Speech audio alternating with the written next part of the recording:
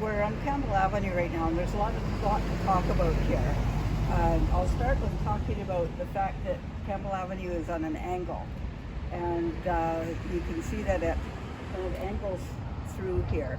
It's not straight though, the same as the other streets are. The reason for that is because when Campbell Avenue was developed, they built it to originally put a spur line from the railway all along here, and that was in the late 1880s, early 1900s that they built the spur line. And the reason that they built it was so that they could they took the line right down to the riverbank where the boat launch is now, near the Centennial Ball Fields. And that line was for steamboat launch, but it was also part of the spur line went to a building on land that's no longer there, where a smelter was built.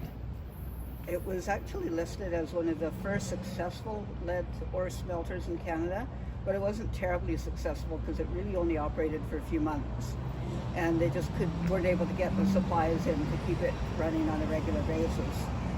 There was a lot of erosion on the bank, and partly because of that dispute between Farwell and the CPR, which basically became a federal-provincial dispute.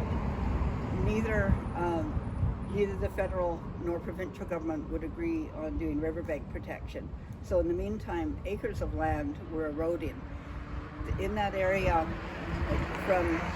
if you go to the very end of Campbell Avenue and stand on the grass and look out and draw a line down between the big house on the top of Mackenzie Avenue and sort of make an imaginary line out from there. That's where the smelter was, and that's way out in the river now.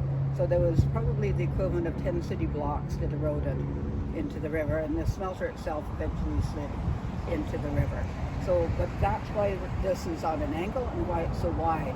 And the spur line stayed in place until the 1970s. There were coal sheds and warehouses that were built sort of on that side of so basically where these cars are parked now, there would have been sheds, coal sheds and buildings all along there as well. So it was very commercial area, and they finally took it out in the 1970s and turned it into a boulevard. So that's why Campbell Avenue is wider than some of the other streets in town. One of the other things to talk about here is some of the buildings themselves and these plaques. So in the 1970s, there was late 60s, early 70s, there was a group of people that were the Board of Trade and the City Council. They wanted to improve the city. They wanted to make it look a little nicer, and they went to a trip to Leavenworth, Washington, where down there they had decided to turn the Leavenworth into a Bavarian village, and they were really inspired by that, and they wanted to turn Revelstoke into an Alpine Village, because Revelstoke, even back in 1912, they had an advertising slogan that was the capital of Canada's Alps. We even have a photograph of Mackenzie Avenue showing a lighted street sign across the street saying capital of Canada's Alps. So everybody thought, well, we're an Alpine city, we're in the mountains, we should go with an Alpine theme.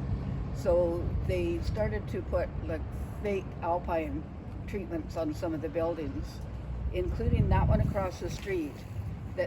So that trim was supposed to be like fake Alpine. That's why it's got, kind of that, little curvy lines on it. It was not done well. Most of the buildings were not done well. It was just, it looked really fakey. Some people liked it. It did give the town a new feel or a new look to it. But in the 1980s, it was the realization that the town did need a revitalization. But what they should be doing is looking at the authentic history of the community. So they worked with the Heritage BC and were able to access money to restore a lot of the original downtown buildings. And that's when they did the downtown revitalization. That's when the bricks were put in. That's when the lamp standards were put in. We even had more heritage-looking garbage cans until a few years ago when it was realized that it was more important to be bear-proof than heritage. So, because bears could easily get into the heritage garbage cans, and they did. So they went to the bear-proof cans downtown. But a lot of the buildings were restored at that time, and they did put some of these plaques up at that time as well.